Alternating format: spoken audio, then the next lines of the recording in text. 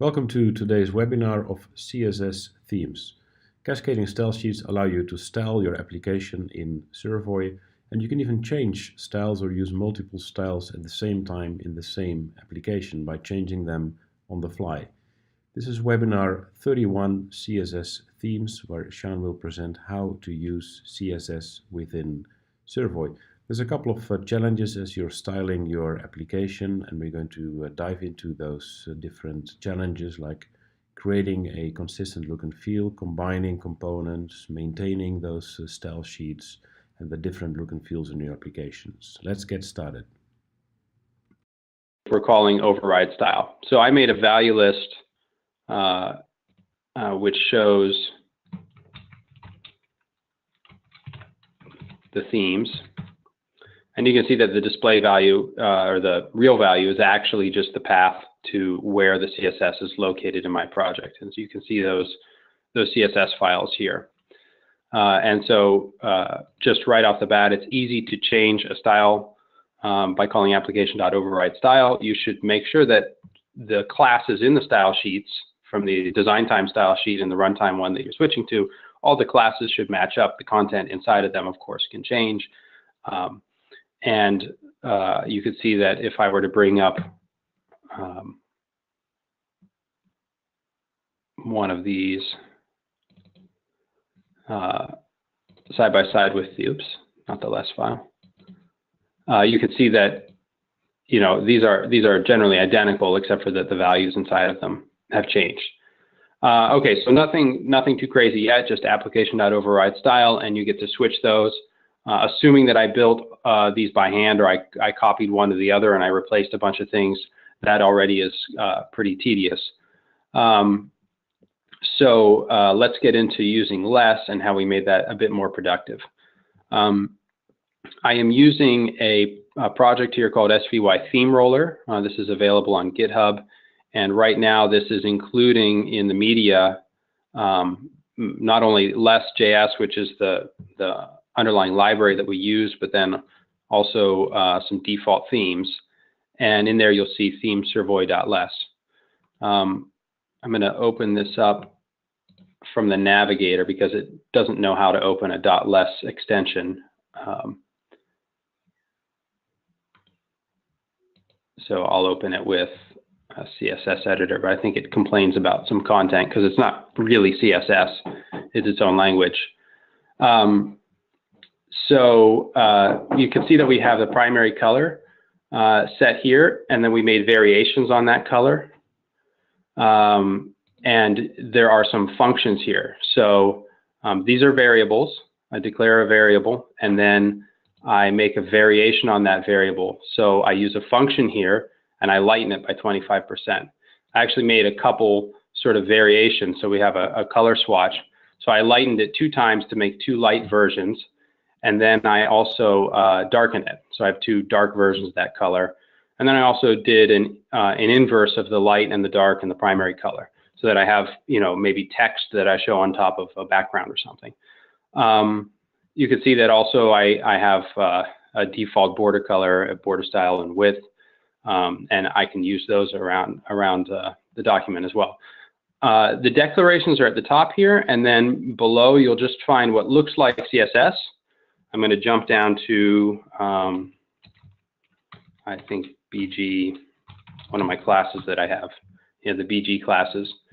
And you can see now that I'm substituting the variable in. So background, and then I just stick in primary color, and the foreground of that is going to be the inverse color that we define. And I made a couple classes: light, lighter, lightest, dark, darker, darkest. There's also some brand colors here: success, info, warning. So we're replacing all of those variables throughout. So what this means is that if I wanted to make a new theme, and we can do that right now, I'm going to go into my project here, make a new media file. I'll just call it my theme.less. And what I'm going to do is I'm going to copy the content here into here, and I'm going to change one value. And instead of that sort of blue color, well, let's just pick a red and kind of dither it and dim it a bit. Don't know how this will look in the end. And then I'm going to save it. And I've only changed the primary color. I'm not going to change. We could change a border. Let's do that as well. We'll change the border and maybe do sort of a dark version of that red. All right. Now what I'm going to do is I'm going to copy all of this content, and I'm going to go into an online less compiler.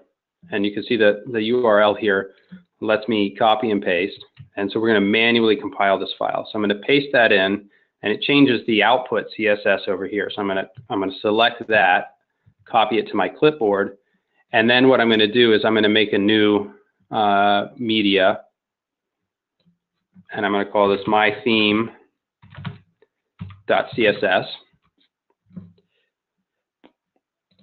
And I'm going to paste the content in there. So this is the compiled version of that less file. And everywhere that I've used that primary color in a function or a variable, it's going to replace it. So now what I can do is I'll go to my value list here, and I'll just call this new theme. And I don't think I put it in the themes folder, so it'll just be right there. My theme.css. Now I should be able to run my application and switch to the new theme. And so without doing any, it looks kind of funny, but you know, you could play with the default color. But without doing much, you could see that I've completely reskinned the application.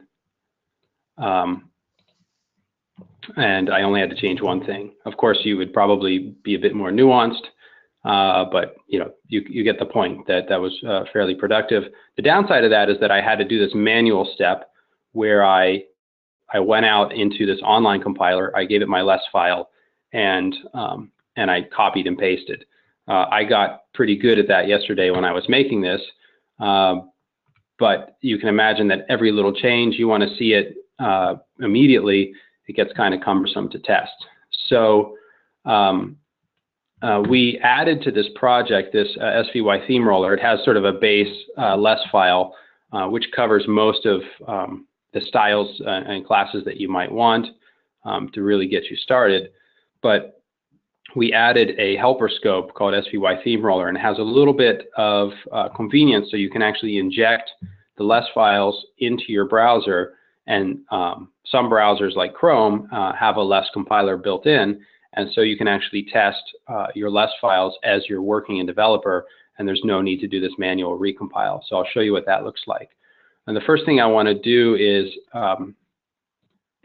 hook this up, the on-open event of the solution. I have already on solution open, and you can see that what I'm doing is first I'm checking if it's in Developer. It doesn't make much sense to do this. There could be a use case, but in production and deployment, you wouldn't do this. You'd already have compiled them. And what I want to do is add a dependency. I'm going to do, I think it was called my theme, right? mytheme.less, and I'm going to add that dependency into the browser. And so now when I change that, I should be able to get to test it without doing that manual step. So I'm going to relaunch the application so that that on open method runs. And now I should be able to come into mytheme.less, and let's do something. It looks like the stripe on the table is a little bit still too saturated. We could desaturate that color by using a function. So I'll desaturate the color after I lighten it, and I don't know, by 30%. And maybe we do that down here as well.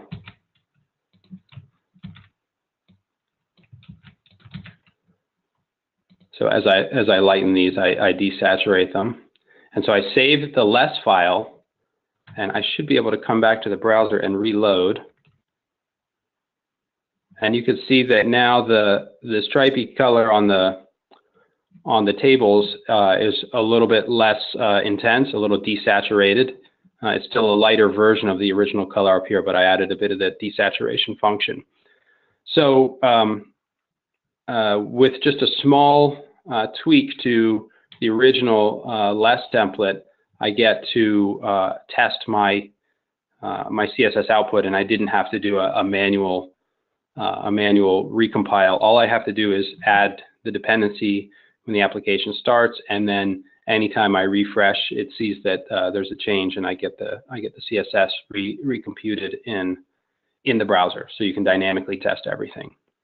Combine that with the override style, and you can really get into building themes without the maintenance and overhead of dealing with a large CSS file. Of course, the original .less file may be kind of complicated to build. Let's do a quick overview of what we saw. So first of all, this has been in the platform for a long time, but just in case it's new to you, you can override a design time style class with a runtime one at any time, and you just call application override style. Remember that the classes should be the same, so the contents inside the classes can change. Then the next thing we did is we made our themes using less. And so what less is a preprocessor for CSS, and it extends the language, so it looks very familiar to CSS. And it allows you to do various techniques to make your CSS easier to maintain, to build those different themes where they kind of all function the same, they feel the same, but they look different. And then you can also extend it easily.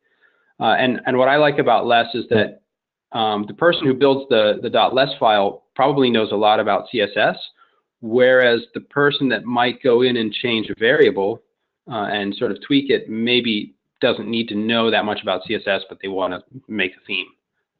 So you can kind of distribute your expertise. Or you could take a third-party pre-built less template and make it your own if you don't have that expertise. And that's really what we're going for here.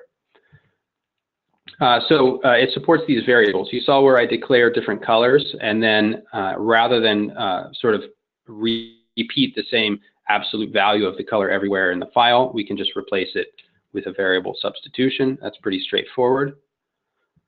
You can also use functions. So I made the application sort of have a color swatch where we had different variations of the same color.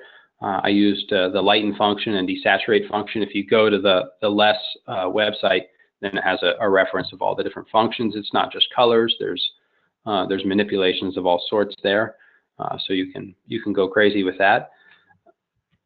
There's also support for something called mixins, which I didn't demonstrate here, but when I was playing with this, I could really see where this would bring a lot of power in terms of maintainability. The way it works is you declare a class, and then you can just use that class inside of another class. So you can see that in the second class, in this example here, it's just taking the border properties of the first one and injecting them into the second class.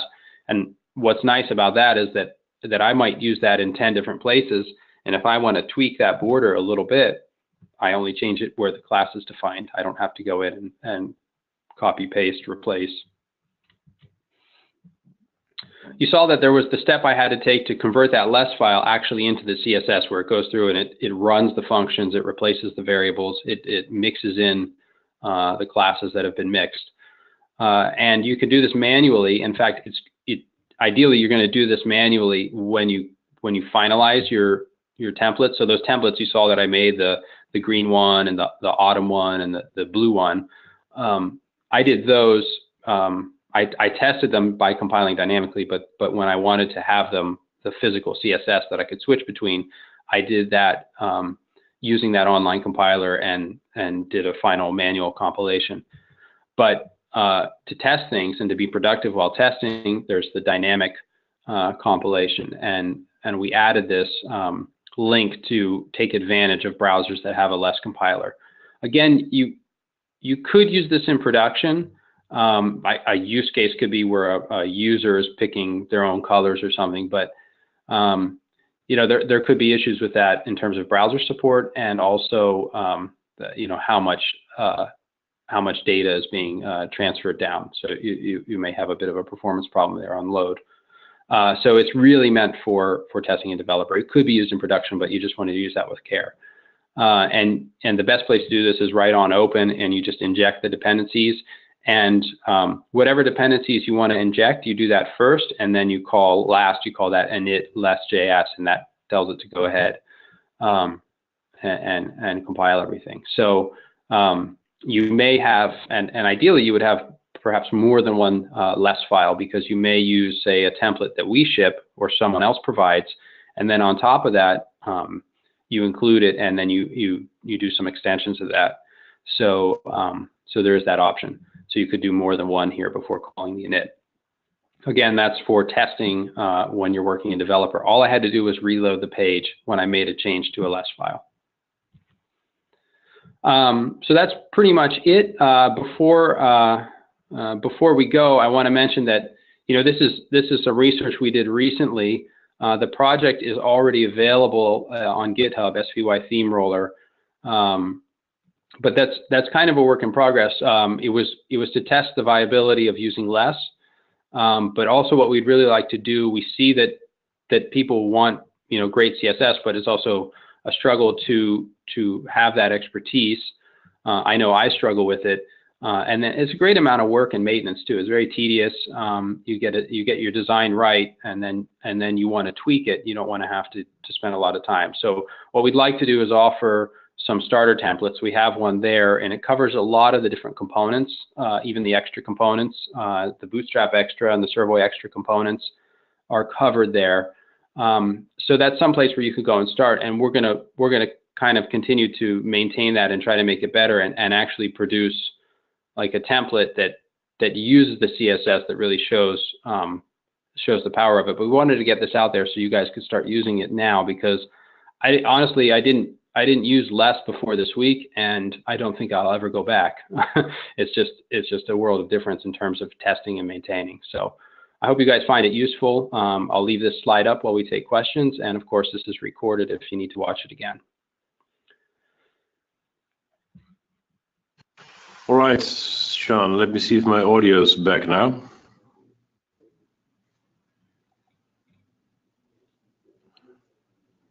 Hopefully it is. Yeah, I can hear you.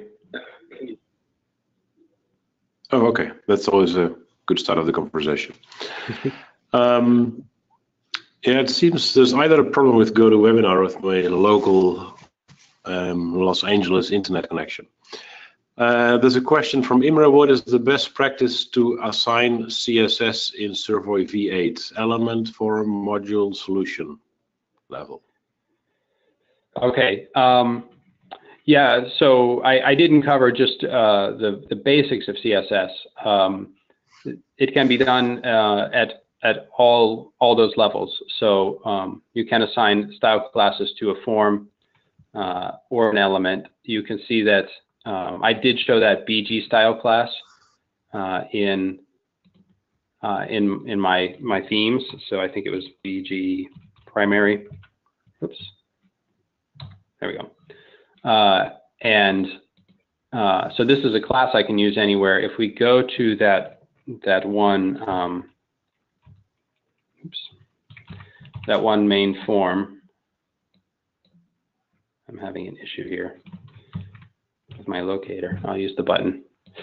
If we go to that main form here, and you can see, for example, the banner across the top uses BG primary as its class. So I attached it right to the element. Inside that customer's form,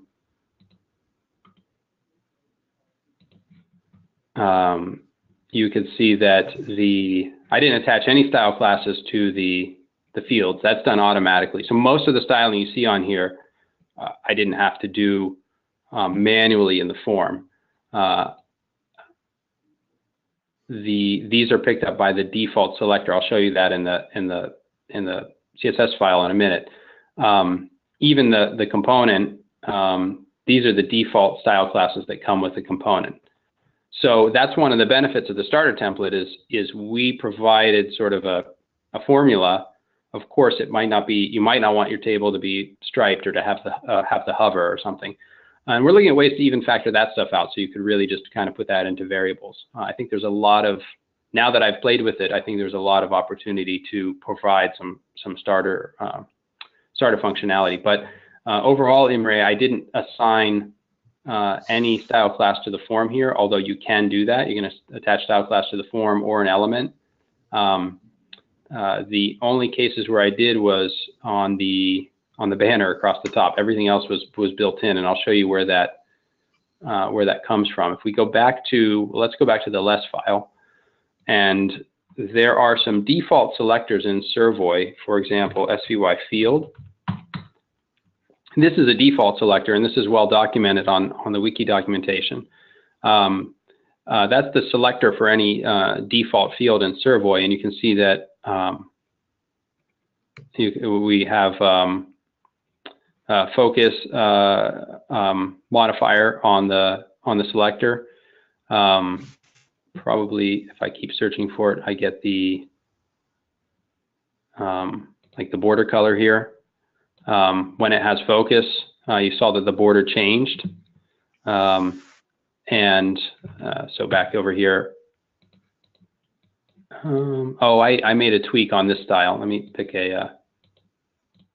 Oh, and I have the compiler turned on, so I'm not going to switch themes. On some of them, you would have noticed that the border was gray until I went into it, and that's because the focus, on focus, it changes the color. All that stuff was built into the template. I didn't assign that or attach that at design time.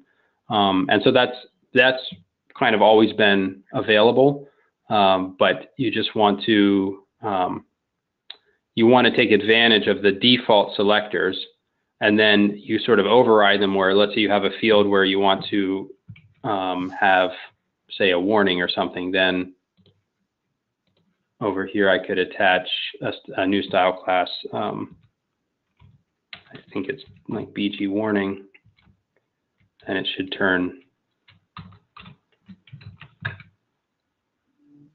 You can see now that made it the warning color, which is also factored out into a variable in the less file.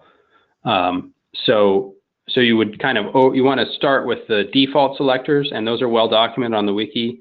There's one for fields, combo boxes, type of heads, checks, etc. All the default components, and then you want to override from there if you have special variations. Any other questions? Yes, there's a question about preprocessors. There are many types of CSS preprocessors, such as Sass, Less, and Stylus. Do you support the others in the future, or make the theme roller more generic to accept different preprocessors? Right, and I'm no CSS guru here, so yeah, there are other preprocessors. Again, most of the work that I've done in this demo is really outside of Servoy.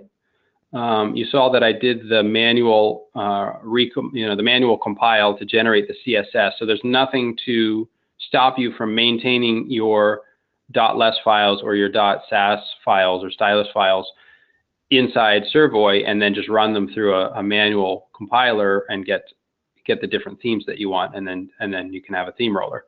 The second step, where we saw that the compiler in the browser was taken advantage of, and when we actually changed the less file, it automatically recompiles it in the browser, and we didn't have to do that manual step. That is, right now, for that, we only support less. I suppose we could look into the other preprocessors if there's a good use case. Okay. And another question, can we mix less versus CSS granularly depending on the element? I don't quite understand the question. The less, if you look at the less file, it already is mixing. I showed the variable declarations at the top, and then those were substituted in basically, you know, the file looks like CSS, and then you can substitute variables in or mix other classes in. So that's already done for you in the less file. And then when you compile it, it all evaluates. I think that answers the question, but I'm not sure. If there is, then please post a follow-up question. This is your last minute chance to ask final questions. And while you think of them, Sean, what is the topic in 14 days? Okay, the topic in 14 days is we're going to look at tuning the app server. We've been getting some questions about that, some things coming up. So we're going to take a look at you know, after you've deployed.